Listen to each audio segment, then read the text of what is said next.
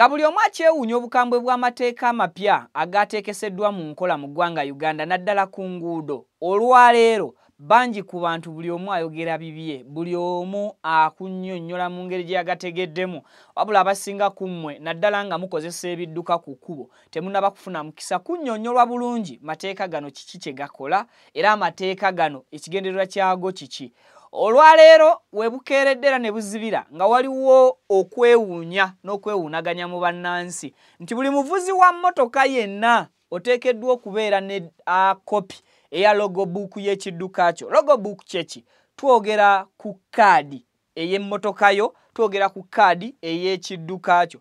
Either mmotoka mpya oba mmotoka nkadde, oba obadde ovugamu weetooloolamu oba obadde ogenda mu lugendo luwanvu. It's a must olina okubeera ne kopi eya logobook yo mu mmotoka yo. Wabula ate sige mateeka gokka amapya kubanga waliwo enkyukakyuka oba amendments ezaakolebwa mu mateeka gano. Neera ngenda kufuna n'omukisa okunnyonnyola amendments zino ddi oba enkyukakyuka zino zaakolwa ddi mu mateeka gano zituuke okuba nti ziimplementingibwa mu mwezi guno ogwa May gwe tugenda okuba nga tukuba amabega. Olwaleero obubenje nga bususse ku makubo, olwaleero nga envuga embi esusse ku kkubo, olwaleero nga enguzi eriibwa abasirikale esusse ku kkubo, olwaleero nga bus oba public means of transport zigenda maaso n'okuba nga buli kumpi wiiki tufunayo efuna akabenje. Ebyolwaleero nsaba otuule bulungi tubimenyeemenye obitegeere, amateeka ogategeere engeri gye baagaleetamu era go gali gatya, gatereeza obubenje oba gongera bubenje, galeeta enguzi oba gamalawo nguzi, gatutereeza nga ffe abavuzi ku kkubo oba amateeka gano gongera kutusiiwula mpisa ku kkubo. Video nkusabye sooka ogiweka like kijambeko okubanga edduka ku misinde gy'amanyi information eno etuuke ku oyo yonna gw'omanyi eyeetaaga okugiwuliriza n'okugiraba mukadde. Mbutongole tukusaba otwegatteko ng'osubscribinga butereevu ku mukutu guno osobole okufuna nga latest updates ne latest information. Amawulire ffe tugakuwa mu butuufu bwago ate nga tugakuwa buli kadde buli ssaawa. N'olwekyo bw'onaaba osubscribinze ojja kuba ofuna butereevu information mu kaseera akatuufu ke weeteekeddwa okubanga ogifuniramu. Okusinziira ku traffic wiiki eno yennyini walabiseeyo ekipapula ekya saturatinze ku mutimbagano nga kiraga nti omusirikale wa poliisi omu ebugoloobi yakubye omuvuzi w'ekidduka fine oba yamukubye ekipapula kya $40 olw'obutaba na logbook oba olw'obutabeera na kaadi eyogera ku kidduka ky'emmotoka. Kaadi kyeki oba logbook kansubire ku buli muntu aguze ekidduka katugendere ku pikipiki, tugendere ku mmotoka, tugendere ku bino ebimotoka ebiruma enguudo and all that. Mumanyi logbook kyeki oba kaadi kyeki. Kaadi eyo ebeerako registration number y'ekidduka kyo, ebeerako chassis number yaayo, ebeerako engine number yaayo, kubeerako model ekidduka ky'ovuga kya mwaka ki, kivuga kirina mupiira size ki, kitikka abantu bameka n'ebirala ebifaanana ng'ebyo. Eyo ye kaadi gye njogerako. Oteekeddwa kati kyatteeka ate tekizze oba tekitandise kati wabula batandise kiteekesa mu nkola mu wiiki eno era mu mwezi guno ogwokutaano mu mwaka gwa 2025. Okusinziira ku Traffic and Road Safety Act, abakulu bano bakola enkyukakyuka mu mateeka mu mwaka gwa 2020 gwennyini era ng'enkyukakyuka ezo batandise okuziteekesa mu nkola olunaku olwaleero. Ezimu ku nsonga ezifudde amateeka gano oba amendments zino okubeera nga zisoundinga nnyo ne bannayuganda okuzikubaganyako ebirowoozo ebingi y'engeri penalties oba fines gye zaayongezeddwamu oba gye zaaduumiziddwa ne baduumizwa okuva ku muwendo omusaamusaamu bulijjo abantu gwe bamanyidde gwe basobola okuaffordinga osasula ne bazitambuza ne baziteeka ku muwendo omuzibu ate ne bagattako restrictions endala okugeza nga singa luli obadde okubwa ekipapula mu kidduka kyo kuba katugeze ku mmotoka bakuba ekipapula kya $15,000 ekipapula ekyo nga kiggwako oba okufuna ze tuyita surcharges such charges mu Luganda ze extra money ezeyongeramu. Such charges mu Luganda ndoza singa oba olemereddwa fine engasi, yes, webale nnyo.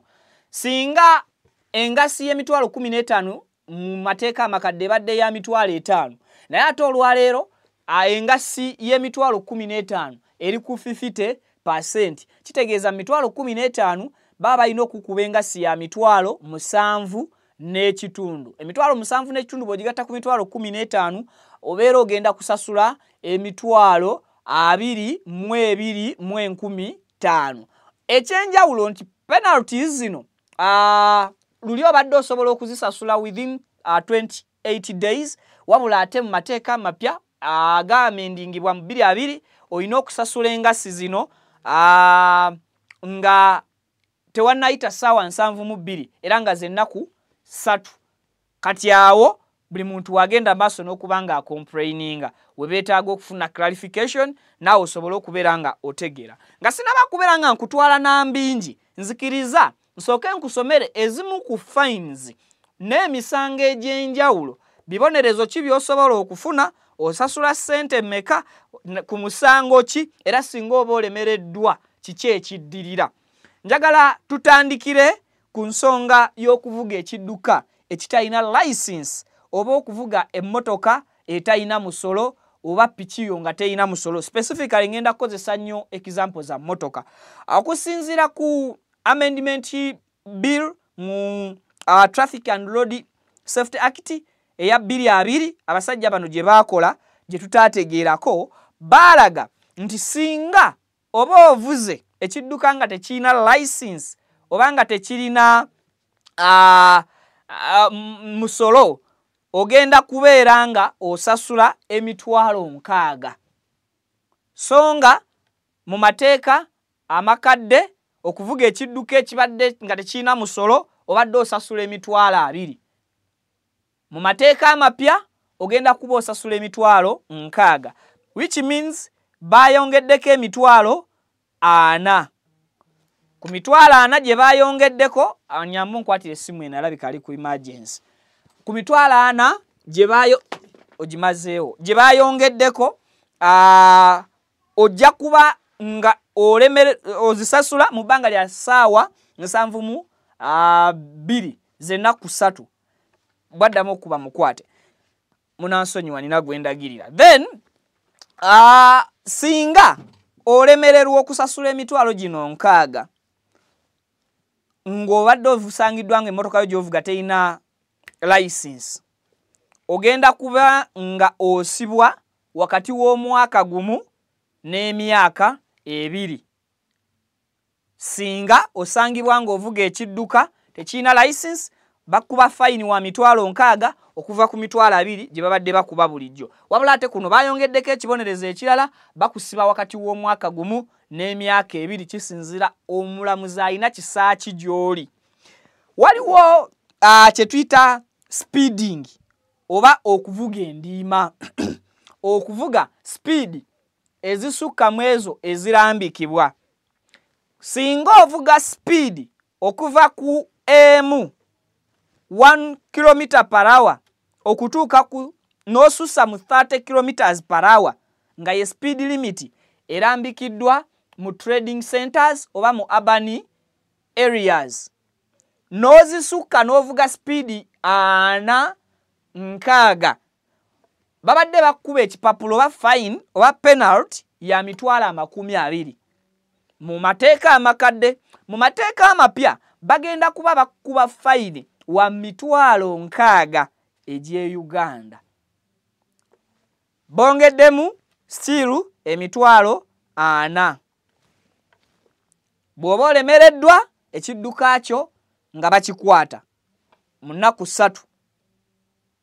Mu nnaku 3 singa olemererwa okusasula emitwalo 6 nga bakuba over speeding, ogenda kuba osasula emitwalo 9.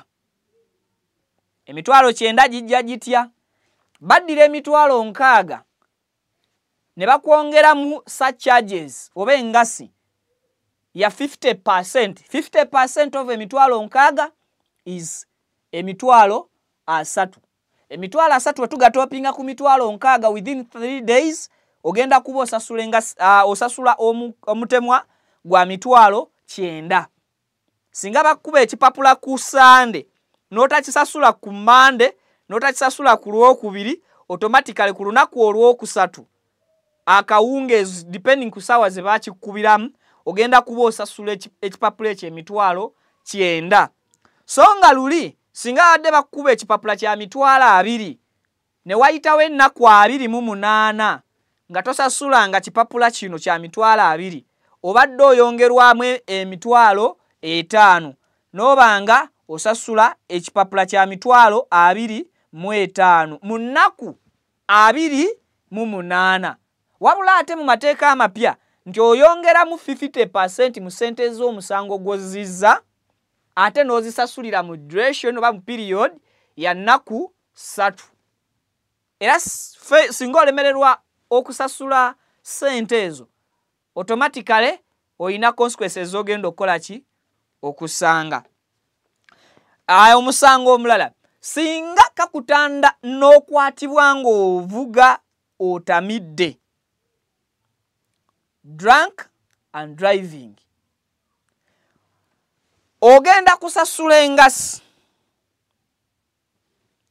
ya mitwalo 5. Wabula singa olemererwa okusasula engasi ya mitwalo 5 mu nnaku 3 ogenda kuba osasula emitwalo 75. Kasita zisukka ennaku 3 okuva ku lunaku lwe bakuba tiketi eyo EPS tiketi yaabwe. Era singa olemererwa okukanya ne officer akukutte ng'ovuga otamidde asobola okusindika mu mateeka era kooti n'ekusiba emyaka 2. Era singa obeera mu maaso g'omulamuzi asobola okukuwa ekibonerezo ekirala ekyokusavinga emyaka 2 mu kkomera n'okusazaamu layisinsi yo n'oddayo bupya okufuna layisinsi ekukkiriza okuvuga. License ye driving permit. Abasirikale ku nguudo ze bakola ki ze batusaba. Driving permit eyo yekukkiriza amateeka okuba nti osobola okuvuga ekidduka ku kkubo. Singa bakusanga nga ovuze mu ngeri ey'ekimama, mu ngeri ey'ekiteefiirayo kye bayita careless driving, obadde luli osasula careless driving luli obadde osasula emitwalo 2 no obadde osasula emitwalo 15 careless driving, olwaleero ogenda kuba osasula $1,000,000 mu emitwalo 2 ne $1,000,000 mu emitwalo 8 depending ku nvuga ki oba ku kimama ki ky'ovugisiza ku kkubo. Oyo tomukwata. Depending ku nvuga ki kimama ki ky'otadde ku kkubo. Nti singa omusirikale akugamba oyisiriza w'otalina kuyisiriza nga teribadde kkoona, asobola okukuba ekipapula kya $1,000,000 mu emitwalo 2. Wabula ate singa omusirikale akukwata ng'oyisiriza mu kkoona, ekyo nakyo kirala careless driving, but esiŋŋanako ku careless driving y'oli ayisiza layini we zitamugamba kola ki kuyisiza, naye gwe oyisiriza mu layini weetakugambira kuyisiza ate nga kkoona. So oyo waddembe ofiisa okuggunda ekipapula kya $1,000,000 mu emitwalo 8. Singa ofiisa oyo asalawo abyongereyo ensonga zisukke emikono gye, bakusiba wakati w'emyaka 2 n'emyaka 3. Muteekeeyo nnyo amatu, munnyonnyolwe, musengejje, abavuzi b'ebidduka mumanye amateeka. obutamanya mateeka tekikugisaako musango. Era singa olemererwa okusasula miliyoni emu mu emitwalo 2 oba miliyoni emu emitwalo 8 nga bakusanze ovuze bubi careless driving, in 3 days bajja kucharginga surcharges oba engasi ya 50%. 50% eye miliyoni emu emitwalo 2 gibeera emitwalo 6. Emitwalo 6 plus 1.2 ojja kufuna 1.8. Kitegeeza nti bagenda kukuba engasi ya miliyoni emu mu emitwalo 8. Mukategedde? Awo nawo tutegeddewo. Then waliwo singa otuusa obuvune ku muntu ng'olina ekidduka, causing injury, oba notta omuntu ng'ovuga emmotoka oba ekidduka kyonna. Nkiddemu? Singa otuusa obuvune bwonna ku muntu ku kkubo ng'ovuga ekidduka, oba singa okola akabenje notta omuntu, ogenda kubwa penalty oba fine y'akakadde 1.5 oba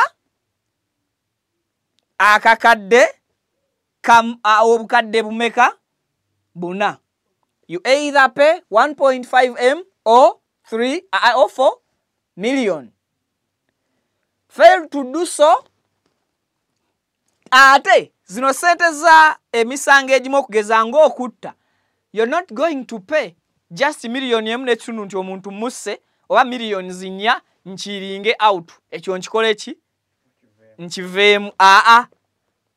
Okutta omuntu bajja kukola investigations mu ngeri gye wamusse ng'okozesa ekidduka ekyo oba ng'oli mu kidduka ekyo. Singa bakizuula nti wamusse either lwa reckless driving, wamusse lwa mbeera mbi ya kidduka kyo, and all that, nakozesa bubi luguudo, gwe tebagenda kuteekako kya kusasula busasuzi miliyoni emu n'ekitundu ogende ng'oyinaayina. You either pay zino sente emu ekitundu ewe miliyoni 4, sinakindi okuba nti osibwa emyaka 2 n'emyaka emeka 5. Kitegeeza omulamuzi asobola okusiba emyaka 2 egiri accurate, asobola okusiba 3, 4 oba emeka oba 5 ng'oli mu kkomera. Sinakindi n'okusiba ate n'osasula ne ssente ziri. Singa ontuusaako obuvune ku kkubo osobola okusasula ssente ng'onzijanjaba ate ne bakusiba ne mu kkomera ne gavumenti n'ogiwa ki? N'ogiwa omusolo ogw'okulagajjala. Careless driving, no causing injury oba death eri ba road user, olina okusasula ssente. Fail to do so, penalties weeziri nga nazo ozifuna. Failing to wear a seat belt, ogwo muze guli mu bataxi n'abavuga emmoloka z'obuyonjo naddala nga batuusa embikubo by'ettaka. Wogwetaagira nnyo omusipi ate n'oguggyako. Obutasiba musipi mu mmotoka yo bagenda kusakata fayini ya mitwalo 8. Luli gibadde emitwalo egi 4. Kati bagenda kusakata fayini ya mitwalo 8. Emitwalo 8 in 3 days singa olemererwa okugisasula zigenda kukula bakubemu engasi ya 50% gye mitwalo 4 plus emitwalo 8 gye mitwalo 12. Wabula singa osangibwa kati wano we buli omu wabadde atya. Singa osangibwa ng'okozesa essimu ng'ovuga using a phone while driving, penalty is 2 million shillings. oba okusiba omwaka gumu mu nkomyo. Sinakindi okusasula miliyoni 2 ate n'osibwa n'okusibwa omwaka mulamba. You can even serve byombi bibiri. Ekyo ng'okitadde ebbali singa miliyoni zino 2 bazikuba olwaleero n'otazisasula mu nnaku 3 sa charges ne zeeyongerako oba engasi yakakadde kamu. In total you pay 3 million shillings. Mpa ku simu yange waliwo abantu kye batamanyi ababeera abavuga. Inze okwata steering y'emmotoka bwenti nga ntudde mu mmotoka bwenti nenkwata essimu yange just bwenti mu ngalo holding a phone. Njagala muntegeere bulungi. Using a phone while driving. Holding a phone like this nga ndi ku steering y'emmotoka basobola okunkuba ekipapula kye miliyoni 2. Nina omusirikale yanyimirizaako lumu kuzingizingi awo. Nali nva side ze mengonga ku lubiri. Nangamba kati bwe yanyimiriza nenzisendabirwamu ya passenger. Esimu yali wano. Nenjijjayo nenjikwata. Omusango yasooka okunkyajinga mugumanyi. Holding a phone while driving. Imagine nga parkinze motoka yanyimiriza naye asooka kunkuba omusango ogu nkutte essimu nga nkola ki nga nvuga. Nemugamba afande, you're lying. Afande, I've just stopped nenkwata essimu nkebere essaawa zo ziri mmeka. No, nyimaze kuyimirira, I've stopped. Then nenkwata essimu. But tuwejira temulowooza nti nawaayo kintu kidogo nengenda. Of course yali ayagala kulaba driving license yange anakucheckinga bye bacheckinga mipiira and all that nemmala neeyongerayo naye already nkulaga nti ogwo musango you pay 2 million, fail to do so nga mugenze musa charges. In total you pay 3 million, and not only that you can be imprisoned or to serve both. Ekyo kiwedde.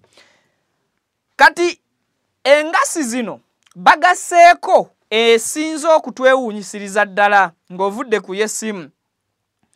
According to the traffic law, drivers must carry a copy of their vehicle's logbook at any time or at all times. Munabitegeera bavuzi bannange. Okusinziira ku mateeka ga trafiki, omuvuzi w'ekidduka yenna okkirizibwa okutambula ne kopi y'ekidduka kyo gye mumanyi nga kaadi. Teba nanga muntu ya motoka. Okkirizibwa n'okutambula n'ekidduka ne kaadi eyogera ku kidduka kyo akaseera konna. If a uniformed traffic officer stops you and asks for it, you must show it immediately. Singa omusirikale yenna ayambadde uniform oba ataddemu ekyambalo kya traffic akuyimiriza n'akubuuza kaadi y'emmotoka yo mu bunnambiro oteekeddwa okugimulaga. If you don't have it with you, the law gives you up to 5 days, 120 hours to take the original logbook to the nearest police station. Singa olemererwa okuba nti totambudde nayo mukadde omusirikale kakuyimirizaako ku luguudo, amateeka gakuwadde ennaku 5 nga ze ssaawa 12 okukwata kaadi y'emmotoka yo origino ogitwale ku poliisi ekuli okumpi. What do they mean ku poliisi ekuli okumpi? Bwe bakwatira emmotoka yo ku Old Kampala oba ne bakwatira around Kisenyi ne ku nguudo endala nga Mulago ne bagitwala ku poliisi ewandegeya, yo nearest police station tebakugamba nti ate gitwale erunguja gy'obeera. Immediately twala logbook yo original ku police we bakwatidde mmotoka yo ogipresentingeyo. Wabula ekipapula kino kati ensobi eyazze oba yakoleddwa omusirikale yasoose okutukanga emitima nti olwayimiriza oli n'emmotoka ye bugoloobi nga tayinaamu kopi ya logbook yoba ya kadi ya mmotoka ye yamukubiddewo ekipapula there and then teyamuzizzaako mukono. Wabula ate mu mateeka olw'okuba nti oli yabadde takiwulirangako naye teyamuwuzizza nti owaaye eryo etteeka nga siriwulirangako because omusirikale ye agenda kugamba etteeka gye riri and bonna agenda okunoonyereza ennyo etteeka ogenda kusanga nga gye riri era ngenda babuulira etteeka eryo engeri gye baaliteekawo nabaaliteekawo ddi. So otwala kadi ye eri oligino ku police we bapaakinze ekidduka kyo n'ogipresentinga ennaku 5. Singa ennaku 5 ezo obeera togenze ku police we bapaakinze ekidduka kyo nga totutteeyo kadi origino, awo traffic oba officer eyakukwata lwakkirizibwa ekidduka kyo okikubako fine eri ey'emitwalo 4 and failed to pay in time such charges za 50% ku mitwalo 4 gye mitwalo emeka gye mitwalo 2 n'osasula emitwalo 6 oluvannyuma lw'ennaku 5. Awo nga tugenda. If you fail to do this, you may be fined up to 6 million. Hey, sorry. Singa munaku 5 olemererwa okupresentinga kadi y'emmotoka yo oba kadi y'ekidduka kyo original ku police station bakuba fine wa millions 6. Eno government eyagala omusolo kutereza nguudo. Singa olemererwa penalty gye bakuba munaku 5 kati awo ekipapula kiri kiba tekikyakola. Okitegedde? Kati tuba tugenze ku chapter ndala ey'okusasula millions za sente 6. Then bw'olemererwa no, kuba police teyina parking yard zingazi. If you fail still, you will be sent to prison for up to 6 months or face both fine and prison fine. Singa olemererwa munaku 5 ezo okutuleetera kadi y'emmotoka yo ne millioni 6 ne zikulema okutusasula ffe nga police tetulina budde bugenda kuparkinga mmotoka yo for that long.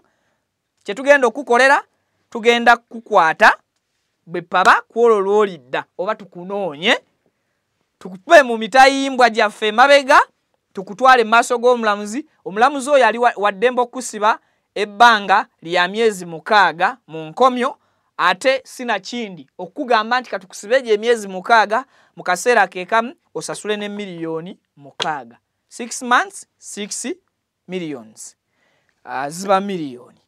Kati awo nga tugenda mu maaso okusinziira ku ngeri bannayuganda gye mwekanzeemu nti ntambula ntya ne logbook. Kansooke mbatangaazeemu okutambula ne kadi y'emmotoka tebakugambye tambula ne original yaayo, ogenda kutambula ne photocopy yaayo. Bangi ku bantu mbadde mubuuza nti watya emmotoka yange nagigula mu nkola ya kibanja mpola oba mu nkola ey'okumpola mbamalengayo drive and own oba drive to own ngenda kukola ntya? Omuntu yenna singa akuguza emmotoka making sure takuwa ndagaano mbunze Viki nguze emmotoka eno namba yugundi ne gundi chassis namba gundi ne engine namba bwete ebyo bigane. Genda mu batunde emmotoka abali legit bajja kuwa photocopy eya original logbook y'emmotoka yo obeere nayo newankubadde mmotoko ogiguze mu kibanja mpola but bajja kuwa ebiwandiiko by'emmotoka y'ebituufu but mu photocopy si mu original copy. Kuba nabo tebalina we bakwesiga kukuwa original copy ya kidduka nga tobamazeeyo sente. Copy eyo traffic kyekugamba mu mateeka amapya giteeke mu glove box ebeerengamu oba giteeke mu nga bw'otambula ne permit yo all the time olina okubeera nga otambula ne copy ya logbook yo. Sina kindi abamu tebakyatambula na bu photocopy bwa driving permits zaabwe. What they do bagikuba bukubi kifaananyi netambulira ku mobile phones zaabwe. Oli waddembe okuba kadi y'emmotoka y'ekifaananyi ne kibeera ku simu in case ngo omusirikale akuyimiriza n'agikubuuza n'omulaga ekifaananyi kuyo awo n'oyitawo. Then ekirala abasinga bali kwebuuza nti abalina companies ezazika n'okupangisa emmotoka bagenda kukola batya? Yes, tebalina kyakukola, balina okuteeka kopi nga bwe baprintinga omusolo ne baguteeka ku ndabirwamu, bakuteeka kopi za kaadi z'emmotoka ezo ze babapangisa mu mmotoka ezo ze bakupangisizza. Kati obweraliikirivu bwo weebuli, kubanga Kampala si kizimbe ky'abaakajjamu, n'abaluddemu bakufuula ey'akajja. Jjukira luli omuntu aba tamanyi biki specifications za mmotoka yo, ne kati wano omuntu aba asobola okuba ne details ez'emmotoka yo nga just omusingako kimu nti oyina clean copy, ye ayina soft. Ebyo bwe biba biganye, ogenda either kwazika emmotoka omuntu gwe weesiga omuweeremu kopiyo, oba ate tekijja kukola. Kuba bwe njazika emmotoka omuntu bwe bamuyimiriza, sigenda mugamba nti kuba video call afande tumulage ki? Tumulage logo book. Ng'ate etteeka likugamba you must carry yo copy ya logo book mu mmotoka yo. Ebe kakasa logbook ebe kakasa kidduka kyo si bwannanyini, but ebe kakasa kidduka kyovuga nti kiri mitendera mituufu okubeera mu ggwanga. Zino zibeera addition okubeera nti nze owner, kubanga ne penalty zino kyesinaba kubannyonnyola oba engasi zino zonna ze bagenda okukuba fines zigenda kujja ku owner of the car. Singa saimo bakeera ku makya ne bakuwa emmotoka yo n'okeera ku makya n'ogiwaamu Lawrence avugemu, Lawrence n'akola ensobi ng'alina driving permit oba driving license ye, ensobi zino ne bamusanga ku simu ng'ayogera, ezo miliyoni 2 ez'ekipapula tebagenda zikuba Lawrence mu permit ye. Era permit ya Lawrence egera sigala eri clean. Egenda kuba oli awo ku email yo oba ku SMS yo olengere miliyoni 2 nga bakuteereddeko offense nti using a phone while driving. Kagweremu awo. Okitegedde? Kati omugaso gwa kaadi y'emmotoka ofiisa kati wano muwulire nguzi weegenda otambulira.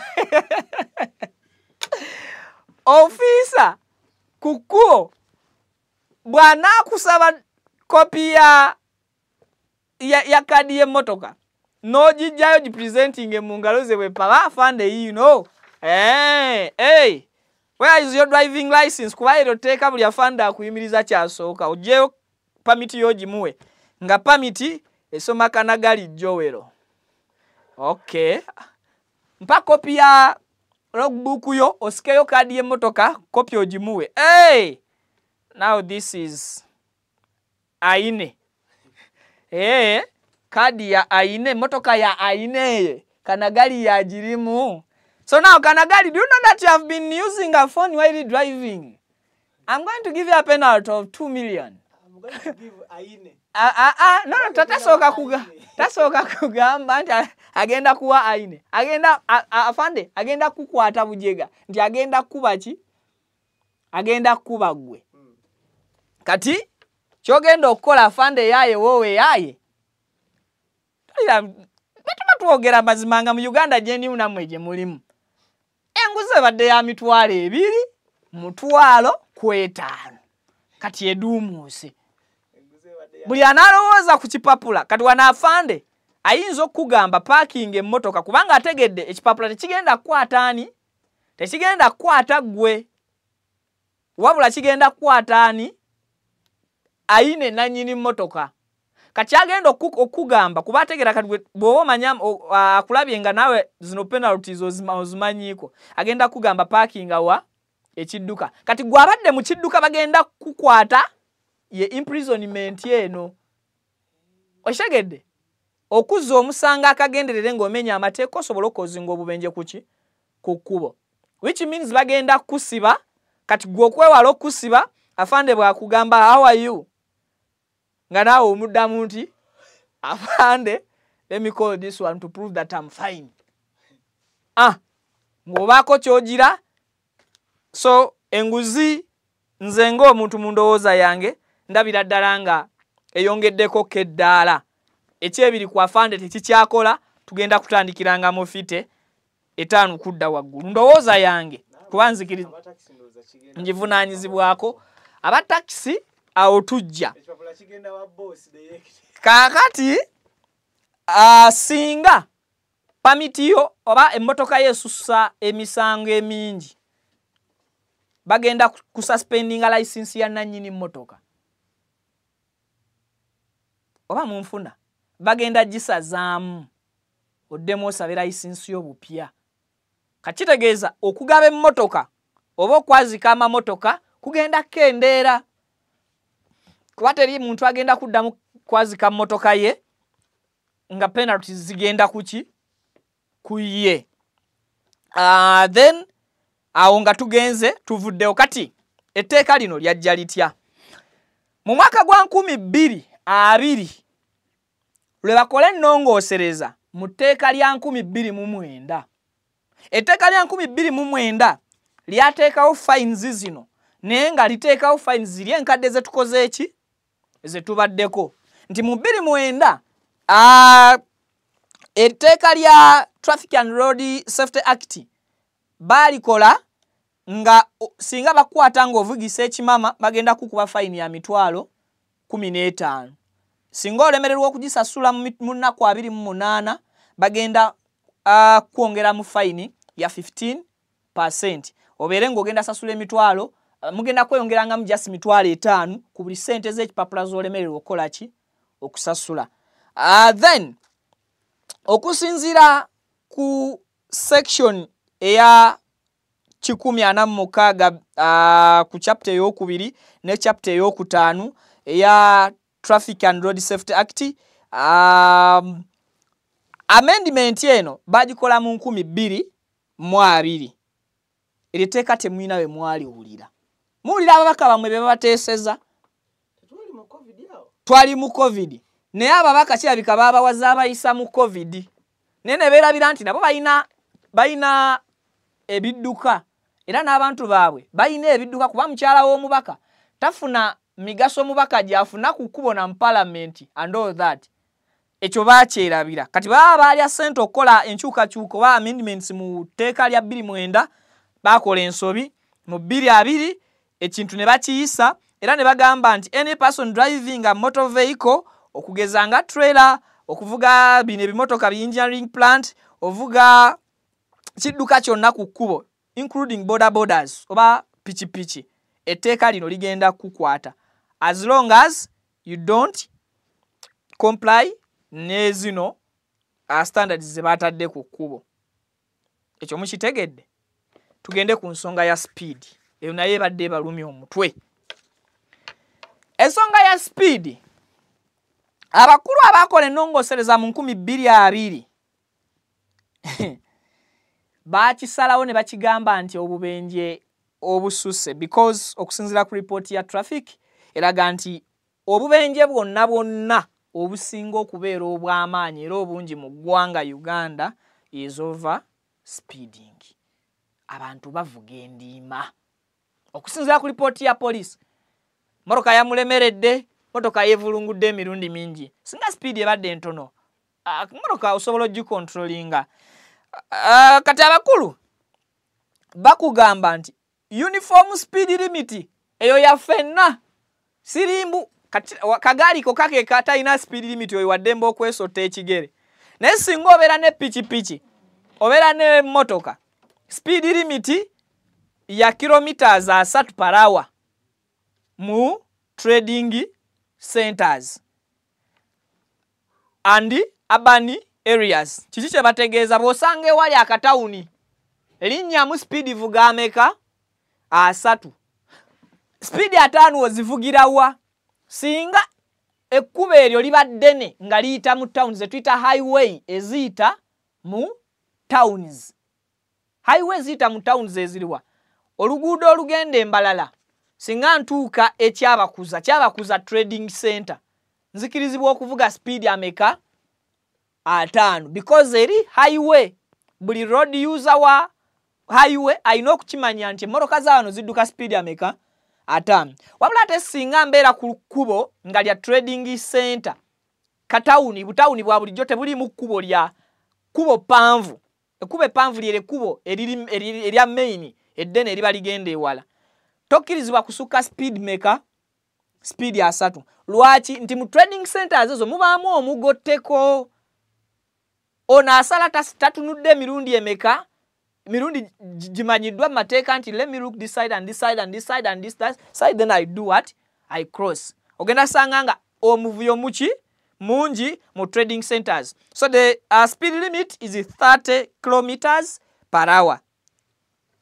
ku highway ezisala mu urban areas and trading centers your speed limit is 50 kilometers per hour awo wetuli ezo ziri established for all vehicles in urban areas and trading centers.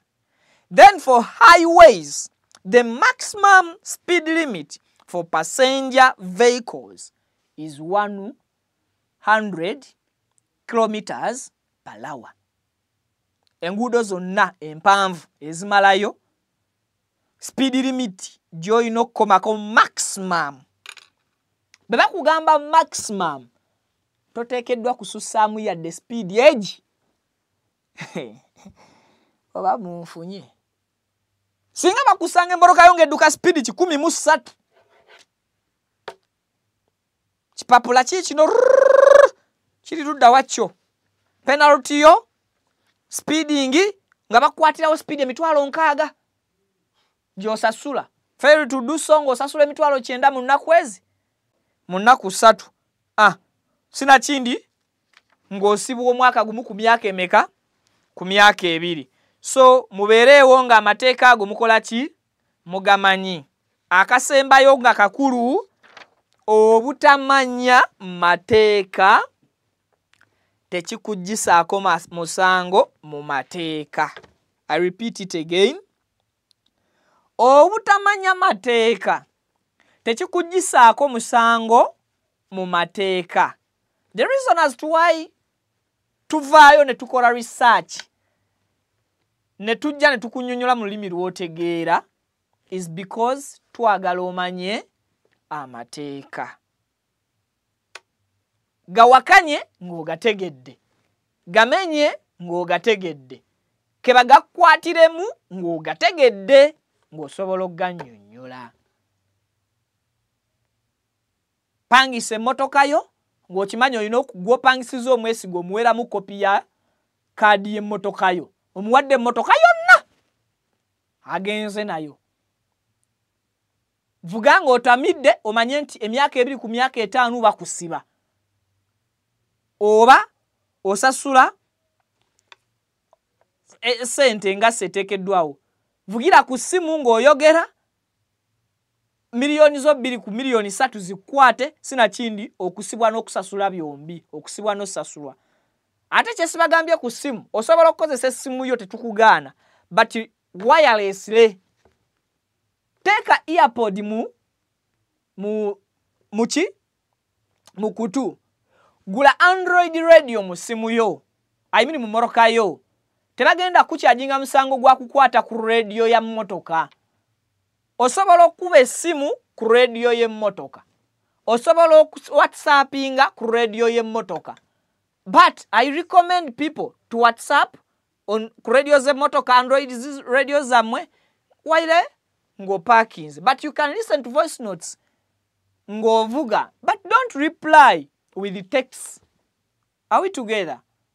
Let's take our lives as our first priority.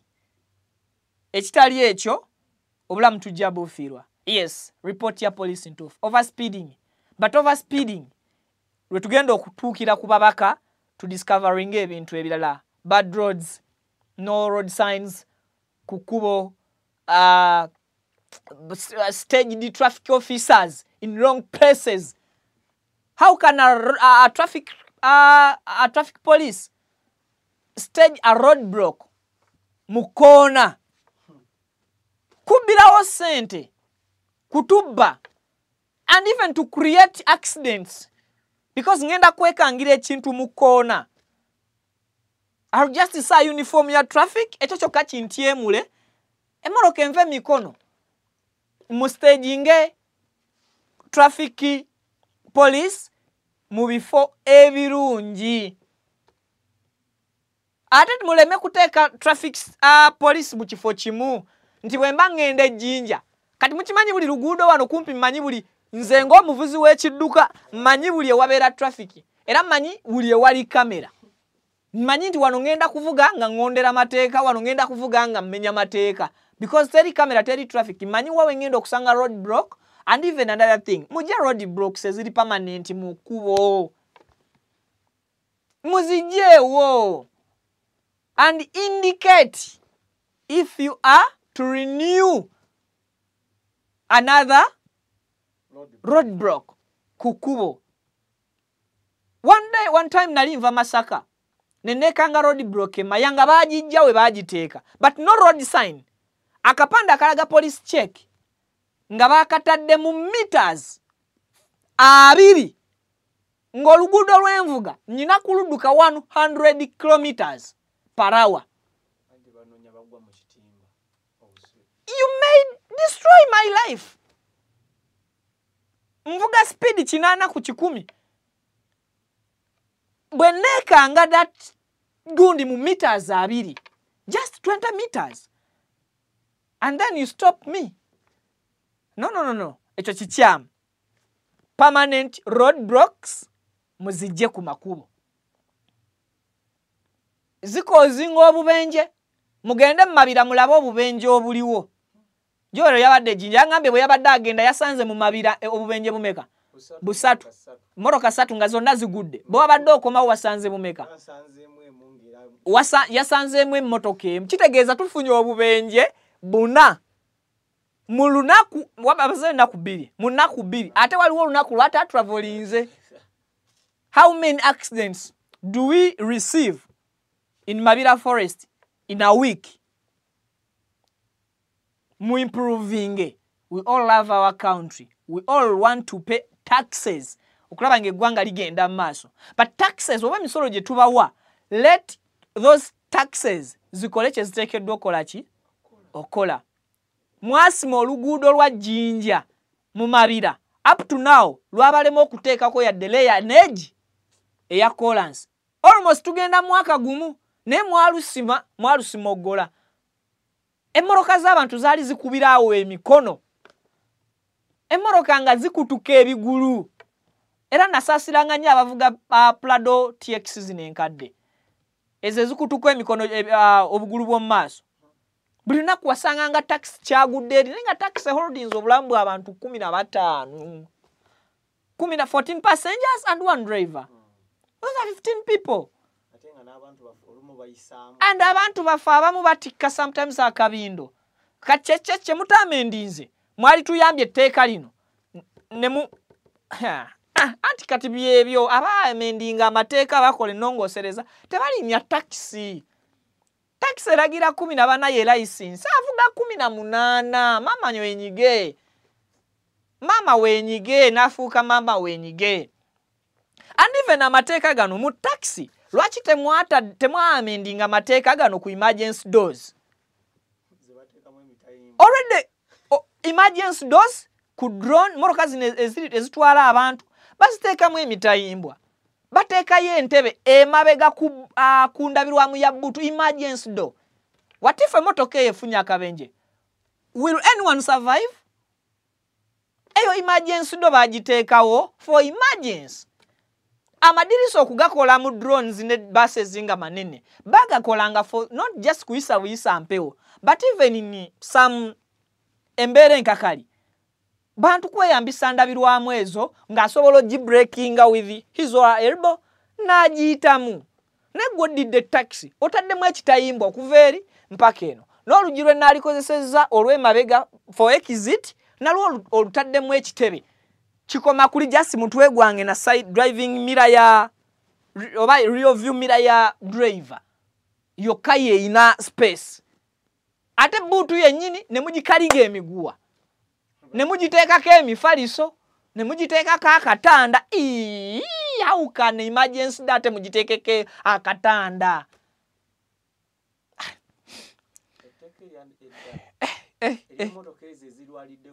Emmotoka ezirwalidde ku kkubo nekyo yeetaaga kuyisibwa. Emmotoka ezirwalidde ku kkubo long time ago police yabeeranga ne parking yards ku buli luguudo. Parking yards ezo ba government officials bazitunda.